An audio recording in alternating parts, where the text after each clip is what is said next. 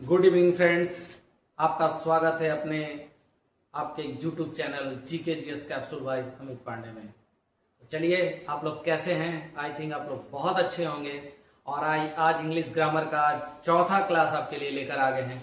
जिस तरह आपको मैंने बताया था, कमेंट किया था कि क्लासेज रोज चलेंगे। कल का क्लासेज बिल्कुल दोस्तों अपलोड नहीं हो पाया था क्योंकि कल मेरा तबीयत बहुत ज़्यादा खराब था, तो इस वजह से कल हम शूट नहीं कर पाए थे। तो आज का क्लास उसका भरपाई हम लोग करेंगे। और आज हम लोग चौथे वीडियो लेकर हम आ गए हैं आपका इंग्लिश ग्रामर का, जिसमें से वर्ब के बारे में मैंने बोला था कि वर्ब पढ़ेंगे। आपको पता होगा कि ग्रामर लैंग्वेज का आप ऑर्थोग्राफी पढ़ चुके हैं, इटिमोलॉजी पढ़ चुके हैं, और इसके बाद सिंटैक्स चल रहा था। और सिंटैक्स में द स्टडी ऑफ सेंटेंस आप पढ़ रहे थे। द स्टडी ऑफ सेंटेंस में आपने क्या क्या पढ़ा था? इंपॉर्टेंस ऑफ सेंटेंस के बारे में पढ़ा था। बाकी मैंने 4 टाइप्स ऑफ सेंटेंस का पूरा डिफिनेशन लिखवाया था, सारा उसके बारे में बताया था, जिसमें अफर्मेटिव, निगेटिव, इंट्रोगेटिव और इंट्रोनेगेटिव था। और बाकी सेंटेंस में क्या क्या से मिलके बनते हैं, जिसमें subject, object, helping verb, main verb जो आता है वो भी आप देखे थे। उसके बारे में भी मैंने समझाया था। और उस क्लास में ही मैंने बताया था कि अगला जो क्लास होगा वो किस चीज़ का होगा, वो वर्ब का क्लास होगा, यानी कि इंपॉर्टेंस ऑफ वर्ब। मैंने बोला था वर्ब के हम लोग 2 अलग अलग क्लासेस देखेंगे, जिसमें एक बेसिक टाइप होगा और एक एडवांस टाइप होगा। तो आज बेसिक टाइप जिस तरह से आप टेंस में यूज करते हैं, आखिर वर्ब का कौन कौन टाइप हो जाता है और क्या होता है, वो वर्ब का आज क्लास देखेंगे। तो चलिए आज स्टार्ट करते हैं और आप लोग देखेंगे इसको। तो वर्ब का बाबू पहले समझते हैं। वर्ब 3 टाइप का होगा, और ये 3 टाइप कौन कौन होंगे? तो पहला देख लीजिए, एक्सुलरीज होता है। एक्सुलरीज होता है। और दूसरा क्या हो जाएगा बाबू? तो दूसरा हो जाएगा मेन वर्ब हो जाएगा। और तीसरा वहीं पर अगर बात कर ले तो वर्ब में ही सारा कौन सा वर्ब पढ़ेंगे? मॉडल्स पढ़ेंगे। मॉडल्स पढ़ेंगे। अब यहां पर देखेंगे कि अगर एक्सुलरीज को मैंने 2 पार्ट में डिवाइड किया है, 2 पार्ट में डिवाइड किया है। एक होता है हेल्पिंग वर्ब, एक होता है हेल्पिंग वर्ब, वहीं पर दूसरा क्या होता है? लिंकिंग वर्ब होता है। लिंकिंग वर्ब होता है, ठीक है। और आगे बात कर ले मेन वर्ब कितने टाइप से? तो ये भी 2 टाइप के होते हैं। इनके 2 टाइप देखते हैं कौन कौन होता है। तो एक होता है रेगुलर और दूसरा हो जाता है इरेगुलर। एक रेगुलर होता है, दूसरा इरेगुलर होता है। तो वहीं पर मॉडल्स के बारे में बात कर ले तो मॉडल भी 2 टाइप का होता है। एक होता है प्रेजेंट मॉडल्स, और वहीं पर दूसरा क्या हो जाता है? पास्ट मॉडल्स होता है। पहला प्रेजेंट मॉडल्स होता है और दूसरा पास्ट मॉडल्स होता है। तो चलिए देखते हैं। एक्सुलरीज जो है बाबू वो टोटल 13 होता है। एक्सुलरीज कितने होते हैं? 30। ऐसे एक्सुलरीज को ही हम हेल्पिंग वर्ब भी कहते हैं। तो एक्सुलरीज जो टोटल 13 होता है, उसमें कौन कौन क्या होता है उसको आप यहां पर देखेंगे।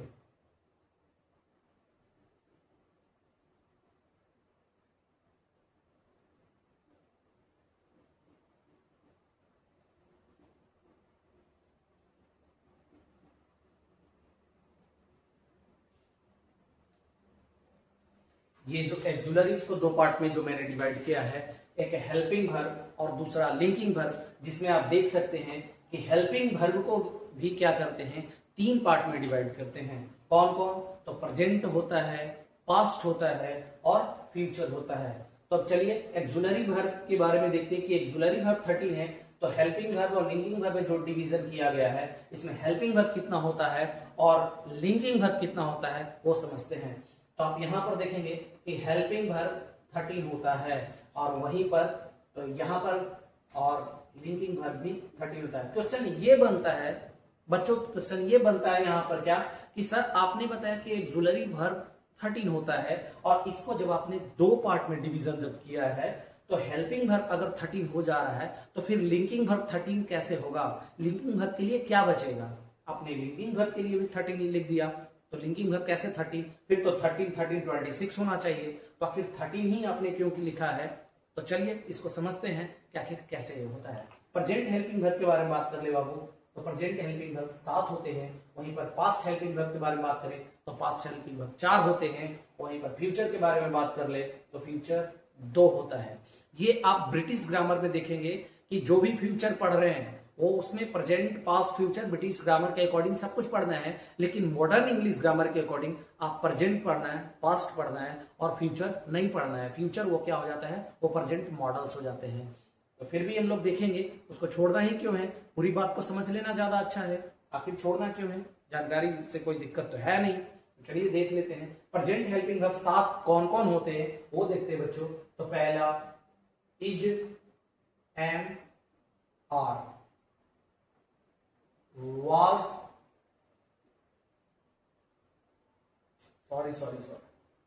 is, am, are, do, does, has, have। क्या होता है, is, am, are, do, does और has, have। ये जो 7 हैं वो प्रेजेंट हेल्पिंग वर्ब है। वहीं हम पास्ट के बारे में बात कर ले तो पास्ट में 4 कौन कौन है, was है, were है, did है और had है। क्या है, 4 was है, were है, did है और had है। वहीं पर फ्यूचर के बारे में बात कर ले तो फ्यूचर क्या है, shall है और will है, shall है और will है। आप देखिए यहाँ पर टोटल 13 हो जाते हैं। पहला 7 प्रेजेंट में और पास्ट में 4 और फ्यूचर में 2, 7 4 11 और 2 13। तो आपने हेल्पिंग वर्ब देख लिया, ये कितने होते हैं, 13 होते हैं। और हेल्पिंग वर्ब का डिफिनेशन मैंने पिछले क्लास में बताया है, it helps the main verb to form tenses. ये क्या करता है, मेन वर्ब को हेल्प करता है टेंस के फॉर्म में चेंज करने में, हेल्पिंग वर्ब। ठीक है, तो चलिए हेल्पिंग वर्ब पहले भी मैंने समझा दिया है आपको और आज 13 बता भी दिया। अब तो लिंकिंग वर्ब 13 कैसे होता है, तो बच्चों आज समझो, जो हेल्पिंग वर्ब 13 होता है ना, वही सारा का सारा क्या होता है, लिंकिंग वर्ब भी होता है। अब वो कैसे होता है, तो देखिए एक सेंटेंस मैं यहां पर 2 सेंटेंस लिखता हूं कि एक सेंटेंस क्या है, आई एम कॉलिंग यू। एक क्या है, आई एम कॉलिंग यू, या फिर यहां पर बोल दे आई एम टीचर। तो जिस सेंटेंस में मेन वर्ब लगा रहेगा ना, जिस सेंटेंस में मेन वर्ब लगा रहेगा और इस 13 एक्सुलरीज में से जो आएगा तो उसको हम हेल्पिंग वर्ब कहेंगे। यानी ये क्या हो गया बाबू, यहाँ पर ये हेल्पिंग वर्ब हो गया। और जिस सेंटेंस में मेन वर्ब नहीं लगा रहेगा, ये खुद ही एज ए मेन वर्ब की तरह काम करेगा, वो क्या होगा, वो लिंकिंग वर्ब कहलाएगा। ठीक है, ये बात समझ में आ रही है आपको कि जिस सेंटेंस में मेन वर्ब लगा रहेगा और वहां पर ये 13 एक्सुलरीज में से जो भी आएगा तो उसको हम हेल्पिंग वर्ब बोलेंगे। और इसी 13 में से जो रहेगा और इसमें हेल्पिंग वर्ब नहीं लगा रहेगा, एज अ मेन वर्ब अगर वही काम करता है तो उसको हम लिंकिंग वर्ब बोलेंगे। कोई दिक्कत, तो जो 13 हेल्पिंग वर्ब है वही सारा का सारा लिंकिंग वर्ब भी होता है। उसको बस सेंटेंस के अकॉर्डिंग हम छांटते हैं कि कौन लिंकिंग वर्ब है और कौन हेल्पिंग वर्ब है। चलिए इतनी बात समझ में आ गई होगी। चलिए इसको मिटा देते हैं और रेगुलर इरेगुलर को समझते हैं। चलिए अब रेगुलर वर्ब, आखिर वर्ब कैसे पहचानेंगे। अगर मान लीजिए कोई वर्ब है गो, कम, प्ले, कॉल, तो इसमें से रेगुलर कौन है और इरेगुलर कौन है आप कैसे पहचानेंगे, आप ये पहचान नहीं पाएंगे। तो इसलिए आपको बताते हैं कि मेन वर्ब आखिर 2 पार्ट में जो डिवीजन किया गया है, रेगुलर इरेगुलर, उसको देखते हैं कैसे पहचानते हैं। तो देखिए यहाँ पर रेगुलर वर्ब जिसके V2 और V3 में ईडी लगा रहेगा, जिसके V2 और V3 में ईडी लगा रहेगा वो सारा का सारा रेगुलर वर्ब होगा। और जिसके V2 और V3 में ईडी नहीं लगा रहेगा वो सारा का सारा क्या होगा, इरेगुलर होगा। फॉर एग्जाम्पल अगर देखते हैं प्ले, तो प्ले क्या है बाबू, फॉर एग्जाम्पल क्या होगा, प्ले, प्ले क्या होगा, रेगुलर होगा। कैसे, क्योंकि प्ले का V2 क्या होता है, प्लेड होता है, और V3 भी क्या होता है, प्लेड होता है। यानी दोनों जगह क्या क्या लगा, ईडी लगा। ठीक है, तो ये रेगुलर वर्ब हो गया। कॉल के बारे में बात कर ले तो कॉल जो V1 है इसका जब V2 बनाते हैं तो क्या बनता है, कॉल्ड, ईडी लगता है। और V3 भी बनाते हैं तो क्या लगता है, ईडी लगता है। तो ये भी कॉल्ड कॉल्ड बनता है, इसलिए ये भी क्या है, रेगुलर है। वहीं इरेगुलर का बात कर ले तो गो, गो क्या होगा, इरेगुलर होगा। कैसे, क्योंकि गो का V2 क्या होता है, वेंट होता है, और V3 क्या होता है, गोल होता है। तो ये क्या हो गया, इरेगुलर वर्ब हो गया। ठीक है, वहीं पर हम स्पीक की बात कर ले तो स्पीक क्या है, स्पीक इसका V2 होता है स्पोक और V3 होता है स्पोकन। यहाँ पर कहीं ईडी लगा क्या V2 और V3 में? नहीं लगा। तो जिस वर्ब में जिसके V2 और V3 में ईडी नहीं लगा रहेगा वो इरेगुलर वर्ब कहलाएगा, और जिस वर्ब के V2 और V3 में ईडी आएगा वो सारा का सारा रेगुलर वर्ब कहलाएगा। ठीक है, तो इतनी बात समझ में आएगी। आखिर मेन वर्ब का जो डिवीजन किए हैं रेगुलर इरेगुलर वो कैसे पहचानेंगे, ये बात आपको अच्छे से समझ में आ गई होगी। तो चलिए अब आगे चलते हैं मॉडल्स की। ठीक है, तो मॉडल्स का क्या बताएं कि मॉडल भी क्या होता है, टोटल 13 होता है। मॉडल कितना होता है? मॉडल वर्ब भी टोटल 13 होता है।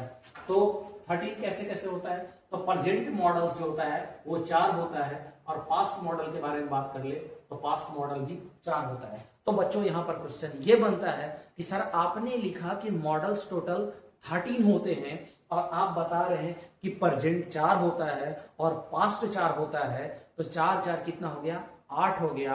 तो बाकी के 5 मॉडल वर्ब कहां जाएगा? जब आपने 2 ही पार्ट में डिवीजन किया है तो 5 मॉडल वर्ब कहां जाएगा? तो चलिए देखते हैं कि आखिर 5 मॉडल वो कहां जाएंगे। तो प्रेजेंट मॉडल्स के बारे में बात कर ले तो ये 4 जो होते हैं वो कौन कौन होते हैं? तो पहला होता है मे, दूसरा होता है कैन, तीसरा होता है सैल और चौथा होता है विल।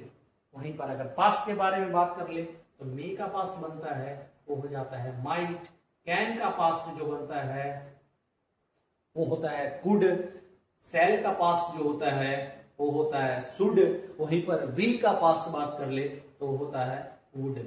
ये 4 4 कितने हो गए? 8। अब बाकी के 5 मॉडल्स कहां आते हैं? तो 5 ये है नीड, देयर,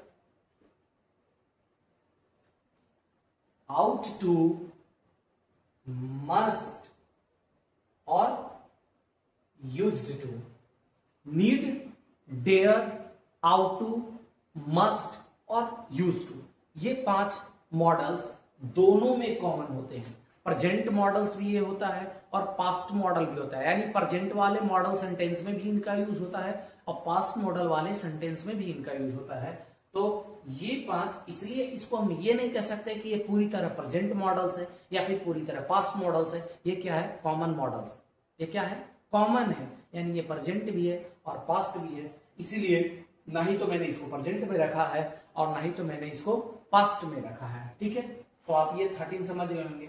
अब देखिए आपसे अगर कोई क्वेश्चन करता है कि एक्सुलरी वर्ब कितने होते हैं? 13, और मॉडल वर्ब कितने होते हैं? 13। अब पूछेगा कि टोटल वर्ब कितना होता है, तो आप तो तुरंत बताइएगा 13 और 13 क्या होता है? 26। लेकिन नहीं, 13 यहां पर क्या करना है? 24 होता है। आप मैथमेटिक्स के अकॉर्डिंग मत चलिए कि 13 26 होता है, लेकिन यहां पर मेरे वर्ब के अकॉर्डिंग 13 24 होता है। वो कैसे होता है वो देखिए, आपको समझाते हैं। ये यहाँ पर 13 आपको दिख रहा है, 1 2 3 4 5 6 7 8 9 10 11 12 13, ये 13 हो गया। अब यहां पर बात कर ले तो 14 15 16 17 18 19 20 21 22 23 और 24। क्यों? आप कहिएगा कि सर आपने सैलविल को छोड़ दिया। तो बच्चों जो यहां सैलविल है और जब यहां सैलविल को मैंने काउंट कर रखा है तो यहां सैलविल को मैं दोबारा काउंट क्यों करूं? ठीक है, तो सेपरेट जो दोनों है सैलविल, कोई एक ही बार काउंट होगा ना, इसलिए क्या बोलने को अगर सेपरेट बोलेंगे तो 13 होगा एक्सुलरी और मॉडल कितना होगा? 13 होगा। लेकिन जब दोनों पूछेंगे मिलाकर कुल कितना होता है तो होता है 24 होता है, न कि 26 होता है। 26 यहां पर गलत हो जाएंगे। ठीक है, 26 यहां पर क्या हो जाएंगे? वो गलत हो जाएंगे। इतनी बात आपको समझ में आ गई होगी। तो वर्ब का आज आपने क्या देखा? 3 टाइप देखा। पहला एक्सुलरीज, दूसरा मेन वर्ब और तीसरा मॉडल्स। आपको समझ में आई होगी ये वर्ब। मैंने बोला था कि कल के क्लासेस में क्या होंगे बाबू, वो होगा वर्ब के बारे में। तो वर्ब का मेन बेसिक जो टाइप है वो इतना समझना है। आगे एक वर्ब का और भी आगे एक टॉपिक में एडवांस टाइप आएगा, तो वो चीज बाद में समझेंगे, क्योंकि इसके बाद जस्ट हमको जो भी पढ़ने हैं टेंस, वॉइस, नारेशन, मॉडल्स, तो वो सब में जो इस्तेमाल किए जाने वाले जो चीज है वो लगभग यहीं से होंगे। अब इतना बात समझ गए। अब बाकी कल मैंने क्या किया है, एक्सुलरी वर्ब का शॉर्ट की मैंने बता रखा है। ठीक है, एक्सुलरी वर्ब का शॉर्ट की बता रखा है, यानी इसके बाद का जो टॉपिक स्टार्ट होने वाला जो टेंस है उसके लिए सब कुछ हम जान चुके हैं, वर्ब के बारे में जान चुके हैं, उनके शॉर्टकी के बारे में जान चुके हैं। अब जब हम टेंस स्टार्ट करेंगे तो सारे रूल्स से चलेंगे और सबको समझाएंगे। बाद में उसका कुछ प्रैक्टिस सेट लगाएंगे कि क्या क्या क्वेश्चन कैसे आते हैं, कैसे बनते हैं कॉम्पिटिटिव एग्जाम में, कैसे बाकी 11-12 वाले एग्जाम में कैसे बनते हैं, वो सबका हम देखेंगे। ठीक है, तो आज का क्लास आपका इतना ही है। ठीक है, बाकी अगले क्लास में हम नया टॉपिक लेकर आएंगे। आज ये बहुत छोटा सा क्लास है क्योंकि मैंने बताया था कि वर्ब का क्लास है, इस वजह से। तो अगले क्लास हम लोग लेंगे तो उसमें मेन आप टॉपिक से चलेंगे। बिल्कुल जो बेसिक जो ग्रामर का मैंने जो टाइप बताना था वो आज, जो इंट्रो मैंने बोला था कि अभी तक इंट्रो चल रहा है, वो आज चौथे क्लास में बिल्कुल ये समाप्त हो चुके हैं। ठीक है, अब अगले क्लास से मेन क्लास आपका 5वां क्लास से स्टार्ट होगा। ठीक है, तो इतनी बात आई थिंक आपको समझ में आई होगी। और अगर ये वीडियो अगर आपको अच्छा लगता है तो आप क्या करेंगे, वीडियो को लाइक करेंगे, चैनल को सब्सक्राइब करेंगे और बाकी सबके पास दबा के शेयर कर देंगे, ताकि जो बच्चे भी इंग्लिश के क्लास को अगर बेसिक से सीखना चाहते हैं तो इस वीडियो से लाभ उठा सकें। बाकी बच्चों, ये तो आपका काम है, आपके लिए इतना मेहनत करते हैं, ये तो आपका काम बन जाता है। बाकी हम आपसे रिक्वेस्ट ही कर सकते हैं, इससे ज्यादा और कुछ तो कर नहीं सकते हैं। फिर भी अगर आप करना चाहते हैं तो कर दें, और नहीं करना चाहते तो कोई बात नहीं। आप लेकिन क्लास करके आप बिल्कुल लाभ जरूर उठाइएगा। ठीक है, और एक चीज, हाँ, आप क्या कीजिएगा, चैनल के बेल आइकन को जरूर दबा के रखेंगे, इसलिए क्योंकि अगले वीडियो जब आएंगे तो सबसे पहले आपको वो वीडियो शो करें। थैंक यू, धन्यवाद।